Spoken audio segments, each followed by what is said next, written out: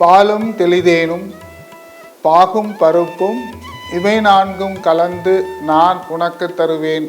கோலம் செய் துங்க கரிமுகத்து தூமணியே, நீ எனக்கு சங்கத் தமிழ் மூன்றும் தா. தென்னாடுடைய சிவனை போற்றி, எந்நாட்டவர்க்கும் இறைவா போற்றி போற்றி. உலகெங்கும் உள்ள ஆலய தீபம் தொலைக்காட்சியின் நேயர் பெருமக்களுக்கு என் பணிவான வணக்கம். ஒவ்வொரு நாளும் ஒவ்வொரு திருக்கோயிலை நாம் தரிசித்து கொண்டிருக்கிறோம். இன்று நாம் தரிசிக்க இருக்கின்ற தலம் சக்தி ஆலயம் என்று போற்றப்படுகின்ற சர்வசக்தியாக இருக்கக்கூடிய கடலூர் அருள்மிகு 5 கிணற்று மாரியம்மன் திருக்கோயில் திருத்தலத்தை இன்று தரிசிக்க இருக்கிறோம். அருள்மிகு 5 கிணற்று மாரியம்மன், எவ்வளோ ஒரு அழகா இருக்கு பாருங்க, பேரே சிறப்பு.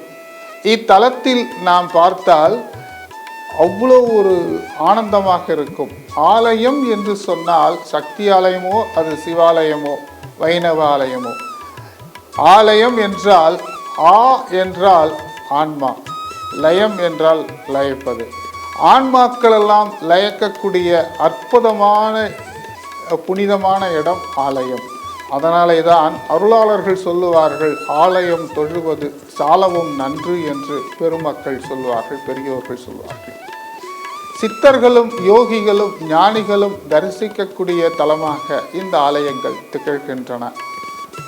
ஆலயத்தில் மிக முக்கியமான ஒரு நிகழ்வு என்ன என்றால், அது இறை சர்வேஸ்வரனோ அல்லது சர்வேஸ்வரியோ அல்லது எந்த தெய்வங்களோ நாம் உள்ளம் உருக வழிபடுகிற பொழுது நம்முடைய வேண்டுதல்கள் யாவும் நிறைவேறும்.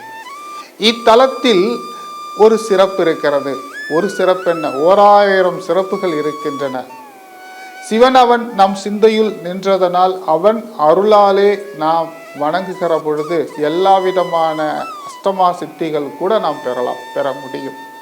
ஒரு மனிதன் சுத்த தேகமாகவும் ஞான தேகமாகவும் பிரணவ தேகமாகவும் மாறலாம். அதற்கு எடுத்துக்காட்டு வள்ளலார். சுத்த தேகமாக இருந்து பிறகு இறையருளால் ஞான தேகம் பெற்று இறைவனாகவே மாறுகிற நிலைப்பாடு, அதுதான் பிரணவ தேகம். முத்தேக சித்தி பெற்ற பெரிய பெரிய அருளாளர்கள் அவதரித்த மண் நம்முடைய தமிழ் மண். அப்படிப்பட்ட இந்த கடலூரில், ஞான கடலூராக திகழ்கின்ற கடலூரில் முதுநகரில் மிக சிறப்பாக கம்பீரமாக காட்சியளிக்கக்கூடிய அம்பிகையாக இங்கே 5 கிணற்று மாரியம்மன் அருள் பாலிக்கின்றார். கோயில் பிரகாரத்தை சுற்றி 4 கிணறுகள் இருக்கின்றன. நடுநாயகமாக அம்மன் சந்நிதியின் கீழ் ஒரு கிணறு இருக்கிறது. அந்த கிணற்றின் மீது மூடி அங்கே கருவறையில் கம்பீரத்தோடு காட்சியளிக்கின்றார் அகிலாண்ட கோடி பிரம்மாண்ட நாயகியாக விளங்கக்கூடிய சர்வேஸ்வரி. 5 கிணற்று மாரியம்மனாக அருள் பாலிக்கின்றார். இந்த செடல் உற்சவத்தை பார்த்தீங்கன்னா லட்சக்கணக்கான மக்கள் வருவாங்க அந்த கோயிலுக்கு. வெள்ளிக்கிழமைகளில் பார்த்தீங்கன்னா ஆயிரக்கணக்கான மக்கள் குழுமுவார்கள். வெள்ளிக்கிழமையில் மஞ்சள் ஆடை உடுத்தி நெஞ்சிலே இந்த அம்பிகையை நெஞ்சிலே நிறுத்தி ஓம் சக்தி ஓம் சக்தி ஓம் சக்தி என்று உள்ளமுருக வழிபட்டால் மிக சிறப்பான பலன்களை, சிறப்பான அருள் நலத்தை தருகின்ற அன்னையாக காட்சியளிக்கின்றார் இந்த அம்பிகை.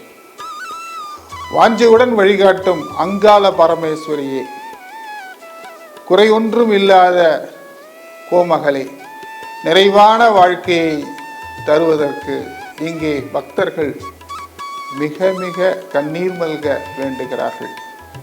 இத்தலத்தாயும் தாயாக இருந்து எல்லா விதமான சிறப்புகளையும் அருள்பாலிக்கக்கூடிய பெருந்தாயாக உலகம்மையாக காட்சியளிக்கின்றார் பராசக்தி. செடல் போட்டு வேண்டுகிறார்கள். இங்கே செடல் போட்டு இத்தல இறைவியை வழிபடுகிற பொழுது எந்த துன்பங்கள் இருந்தாலும் அந்த துன்பங்களை துடைக்கின்ற கனிமிகு தாயாக, அதாவது தாயினும் சால பறிந்து என் ஊனினை உருக்கி உள்ளலி பெருக்கும் அன்னையாக காட்சியளிக்கின்றார் இந்த 5 கிணற்று மாரியம்மன். ஒவ்வொரு வருடங்களும் ஆடி மாதம் மிகப்பெரிய உற்சவம் நடைபெறும். அருமையான தேரியிலே கம்பீரத்தோடு வீதி உலா வருகின்ற நிகழ்வை பார்க்கலாம்.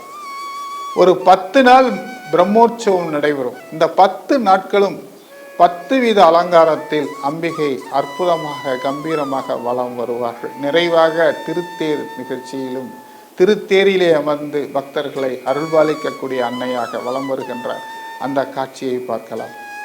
ஒவ்வொரு மாதம் அந்த பௌர்ணமி தினத்திலே அபிஷேக ஆராதனைகளை தரிசித்து அம்மனுடைய அனுகிரகத்தை பெறலாம்.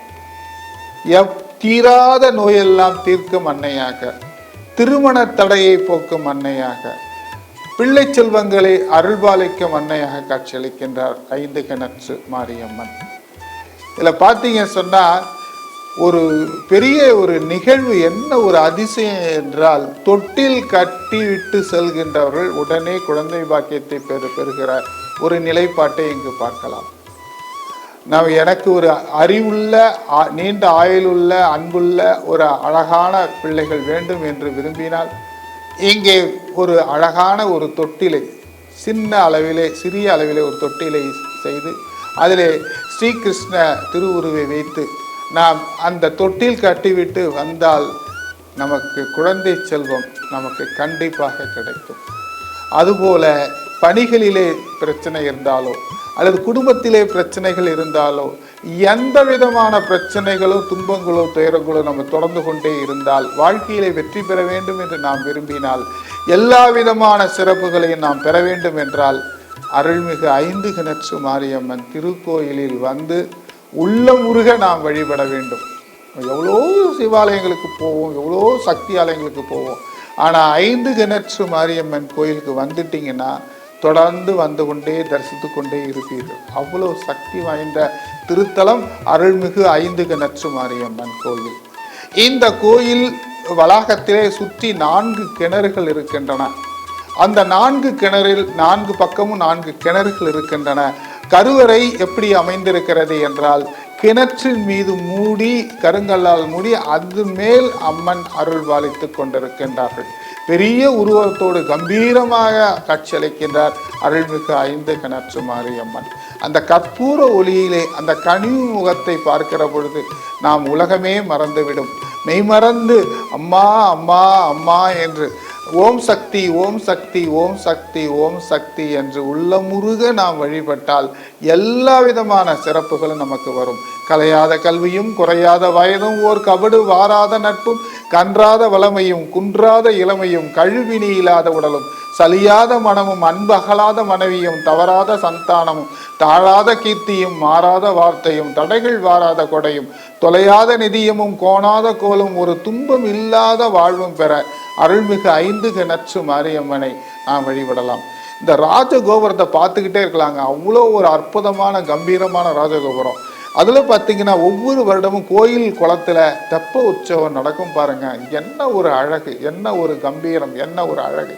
அந்த தெப்ப உற்சவத்தில் அம்மன் மகிழ்ச்சியோடு ஆனந்தமாக அங்கே வருகிற ஒரு அருள் பாலிக்கின்ற ஒரு அன்னையாக நாம் தரிசிக்கலாம். அதோடு மட்டுமல்ல, இங்கே ஆடி மாதம் முழுவதும் உற்சவம், ஆடி மாதம் முழுவதும் உற்சவம், ஒவ்வொரு மாதமும் பௌர்ணமி உற்சவம்.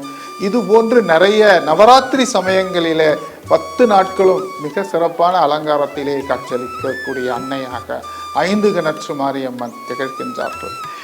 அம்மனை நினைத்து நாம் வழிபட்டு ஒரு காரியத்தில் இறங்கினால் அந்த காரியம் மாபெரும் வெற்றியை நமக்கு கொடுக்கும். சாதாரணமாக கடந்தவர்களை கூட மிகப்பெரிய உச்ச நிலைக்கு கொண்டு செல்கின்ற அன்னையாக இருக்கக்கூடியவள் அன்னை அபிராமியாக இருக்கக்கூடிய சக்தி மயமாக இருக்கக்கூடிய சக்தி வாய்ந்த ஸ்ரீ 5 கிணற்று மாரியம்மன் திருக்கோயில் எங்கே இருக்கிறது என்றால், கடலூர் புது நகரிலே இருந்து தெற்கு நோக்கி சரியாக 4 கிலோமீட்டர் தொலைவிலே கடலூர் முதநகரிலே கடலூர் டு சிதம்பரம் செல்லும் பாதையிலே இந்த அம்மன் அற்புதமாக காட்சியளிக்கின்றார்கள். அந்த நுழைவாயிலை பார்த்து கொண்டே இருக்கலாம். அவ்வளோ அழகு. சிங்க வாகனத்திலே அமர்ந்து திரிசூலத்தோடு காட்சியளிக்கின்ற அந்த கம்பீர பேரழகை தரிசித்து கொண்டே இருக்கலாம். நாம் பார்த்தீங்கன்னா இந்த கடலூரை சுற்றி இருக்கக்கூடியவர்கள், கடலூர் மாவட்டத்தை சேர்ந்தவர்கள் ஒவ்வொருவரும் துன்பமான நேரத்தில் யாராவதுக்கு ஒரு பெரிய துன்பம் வந்துருச்சுன்னா உடனே 5 கணத்தா குறையும் வைக்க மாட்டான்னு வாங்க இதான பெரியவர்கள். அப்படி எல்லோர் குடும்பங்களிலும் எல்லோரும் உச்சரிக்கக்கூடிய உயர்ந்த திருநாமமாக விளங்கக்கூடியவள் 5 கிணற்று மாரியம்மன். இது மாரியம்மன், மாரி என்றால் மழை என்று சொல்வார்கள். அருள்மழையை பொழிகின்ற அன்னை பராசக்தியாக அகிலாண்ட கோடி பிரம்மாண்ட நாயகியாக விளங்கக்கூடிய அருள்மிகு 5 கிணற்று மாரியம்மனை கண்ணீர் மல்க காதலாகி கசிந்து கண்ணீர் மல்க ஓம் சக்தி ஓம் சக்தி ஓம் ஓம் சக்தி ஓம் சக்தி ஓம் சக்தி என்று மனம் மொழி மெய் ஒன்றுபட தாயை வழிபட்டால் எல்லா விதமான சிறப்புகளும் நமக்கு வரும் என்று சொல்லி பிரிதொரு நாளில் இன்னொரு கோயிலோடு சந்திப்போம். நன்றி, வணக்கம்.